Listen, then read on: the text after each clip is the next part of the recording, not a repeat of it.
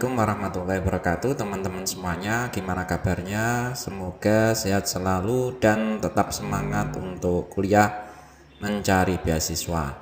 Nah, pada kesempatan kali ini teman-teman, aku ingin berbagi informasi tentang apakah ada beasiswa luar negeri yang tidak mewajibkan TOEFL, atau dengan kata lain, beasiswa apa sih yang kuliahnya di luar negeri tetapi tidak mengharuskan memiliki sertifikat TOEFL. Nah, ini teman-teman, jadi jawabannya adalah salah satu beasiswa yang tidak mensyaratkan atau mewajibkan TOEFL adalah beasiswa YTB atau beasiswa Turkiye Bursları, Turkish Scholarship. Namun sebelumnya teman-teman silahkan subscribe dulu bagi yang subscribe untuk membantu channel ini supaya manfaatnya lebih besar, bisa berkembang ya teman-teman ya. Nah, berhubung saya pun juga alumni dari YTB ini atau Turkish Scholarship. Alhamdulillah aku udah lulus S3. Jadi aku masuk tahun 2016 ya, mulai perkuliahan, kemudian ikut pertama itu ikut Tomer atau pembelajaran bahasa Turki dulu ya. Setelah menguasai bahasa Turki kurang lebih 1 tahun, aku baru ikut kuliah dan alhamdulillah sudah sidang pada tahun ini 2023 untuk jenjang S3. Nah, jadi ini teman-teman, bagi yang belum pernah lihat video saya sebelumnya ya, dalam beberapa video saya sudah memperkenalkan tentang beasiswa ini. Jadi beasiswa Turkish Scholarship ini adalah beasiswa yang diberikan oleh pemerintah Turki. Jadi ini government ya, bisa dibilang ini adalah beasiswa yang terjamin ya. Selama saya ikut beasiswa ini itu nggak ada yang namanya beasiswa telat, itu enggak ada, alhamdulillah. Jadi ini menurut aku termasuk beasiswa yang recommended banget. Bisa dibilang fasilitasnya lengkap ya teman-teman ya. Ada fasilitas kesehatan juga, kemudian perkuliahan jelas gratis, kemudian ada tiket pulang pergi untuk ke Turki, kemudian pulang ketika sudah lulus. Nah, di sini beasiswa Turki Bursları ini atau Turkiye Bursları ya, senyam bacanya gitu, Bursları. Jadi beasiswa ini adalah beasiswa yang tidak mensyaratkan TOEFL untuk jurusan tertentu. Misalkan untuk jurusan saya ya, yaitu jurusan tafsir hadis. Jurusan saya itu jurusan tafsir ya. Untuk jurusan tafsir dan beberapa jurusan yang lain itu tidak mensyaratkan atau tidak disyaratkan melampirkan sertifikat TOEFL, tidak. Namun kalau ada itu lebih baik untuk dilampirkan ya. Jadi silakan teman-teman cek di websitenya, itu ada turkiyebursları.gov.tr. Nah, di sini atau ketika aja di Google Turkish Scholarship nanti akan keluar. Nah, di sini di bagian apply step nih ya, ada 5 tahap untuk apply, untuk mendaftar beasiswa. Di sini di bagian required documents. Nah, di sini jelas ya teman-teman, disebutkan for application made online through the Turkish Scholarship Applicant System.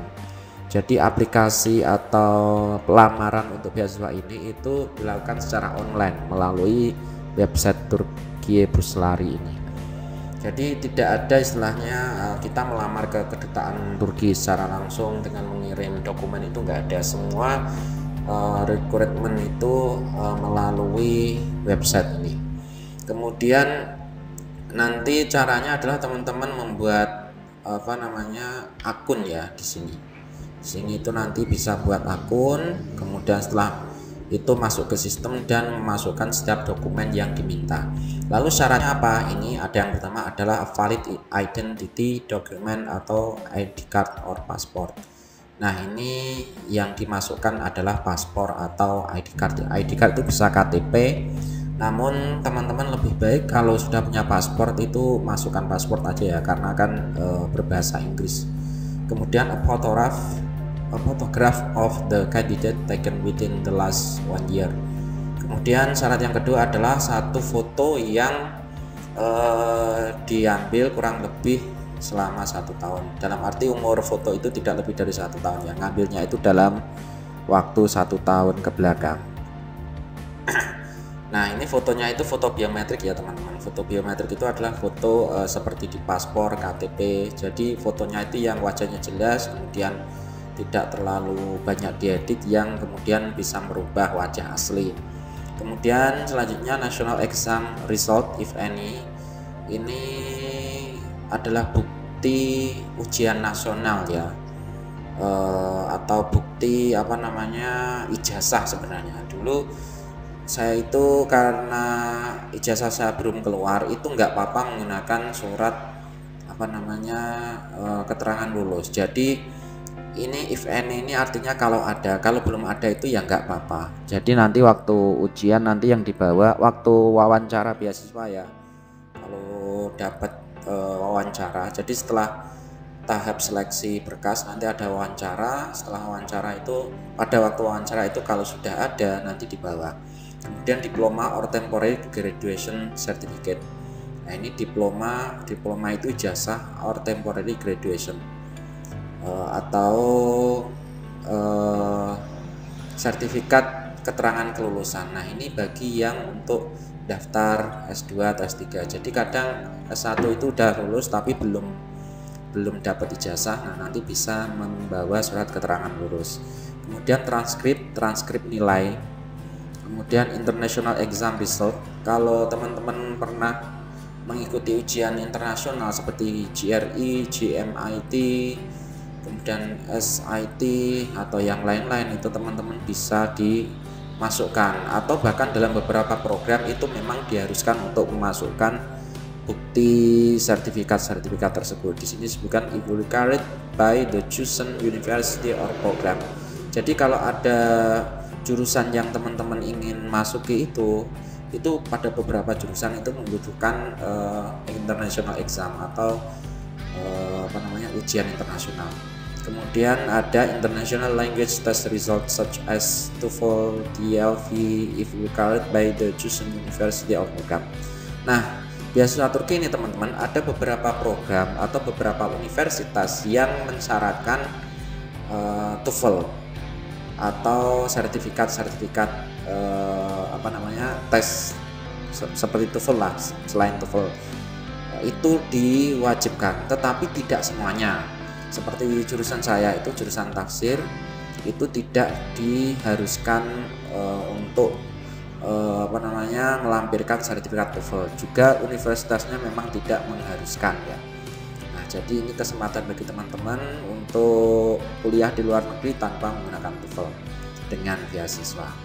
Kemudian yang terakhir ini a proposal for a research topic and write an example of the research you have carried out. Nah, ini jadi intinya yang terakhir itu adalah proposal untuk penelitian atau proposal riset. Juga contoh dari kepenulisan riset itu ya, ini untuk kandidat PhD atau kandidat doktor ya, karena kandidat doktor itu memang bisa dibilang itu lebih ketat ya, karena